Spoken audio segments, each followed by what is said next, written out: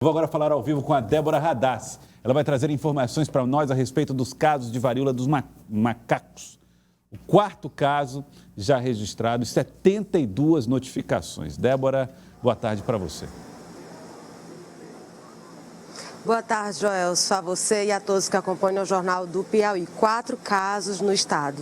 2, um em Batalha, um em Parnaíba e 2 em Teresina. Esse último agora foi divulgado recentemente através do painel epidemiológico da CESAP. Mas para trazer detalhes sobre essas informações, e todo mundo, né, Joelson, quer saber, é com a doutora Amélia Costa, que é coordenadora de epidemiologia da CESAP. Doutora Amélia, o que se dá a notificação, né, de casos aqui no estado? Boa tarde. Bom, boa tarde. Na realidade, sim, a gente fez uma capacitação para os 224 municípios e eu acho que isso foi uma sensibilização para os profissionais de saúde. Nesse momento, nós temos o registro de 73 notificações, onde 50 ainda em investigação epidemiológica. Desses 54 casos foram confirmados. E também o que nos chama a atenção é Teresina, é lógico, o contingente populacional maior. Nós temos 20 casos ainda em investigação.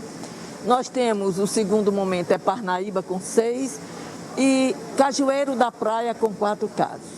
O que a gente chama a atenção, assim, para que tenha visibilidade a toda a população, foi a criação um painel no portal da saúde, que toda a população, que todos os profissionais, clicando nesse portal, você vai ter visibilidade em relação ao caso notificado recentemente, ou seja, o município notifica, de imediato você já tem essa visibilidade, né? Então, nós temos hoje praticamente 22 a 23 municípios do estado com notificação.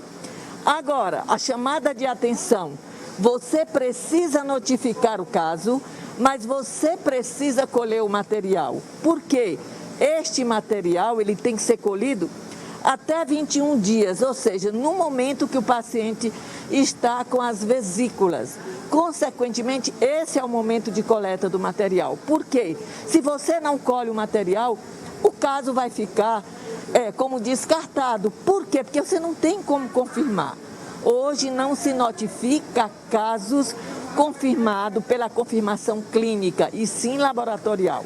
Então, as vigilâncias dos municípios têm que ficar bem sensível em relação à notificação e em relação à coleta de material para a gente confirmar ou descartar o caso. Doutora Amélia, e quais são os sintomas para que a população fique ciente e procure um posto para fazer a coleta? Geralmente o sintoma, o primeiro deles, a gente vê que praticamente hoje 90% dos municípios dos casos notificados no estado tiveram febre.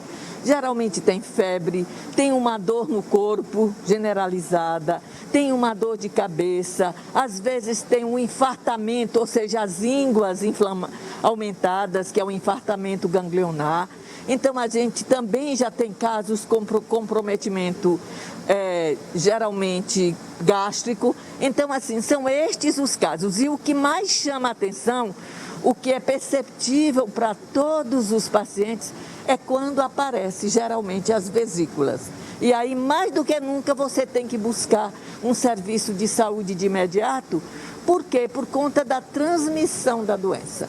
Doutora Amélia, tem alguma consideração de idades, de perfil para essa doença? Bom, nós temos casos em todas as faixas etárias. Nós temos casos com 6 anos, nós temos casos com 12 anos suspeitos, mas o maior número é acima de 20 anos, de 20 até 49 anos, mas nós também temos casos com mais de 60 anos de idade. Os números ainda são poucos aqui no estado, mas o que a população deve fazer para entender a gravidade dessa doença e se cuidar? Bom, na realidade, essa doença hoje tem 24 estados brasileiros que têm casos de monkeypox confirmado.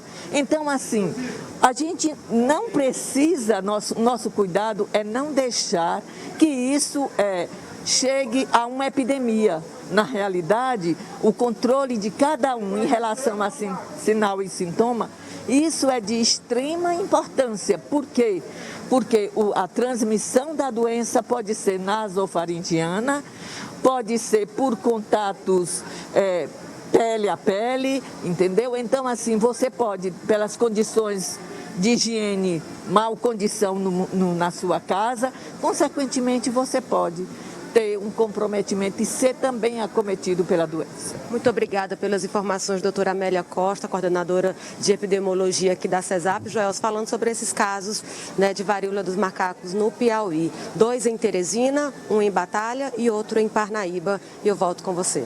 Muito obrigado, Débora, pelas informações. Débora Radassi trazendo os detalhes dos casos de varíola dos macacos aqui no nosso Jornal do Piauí.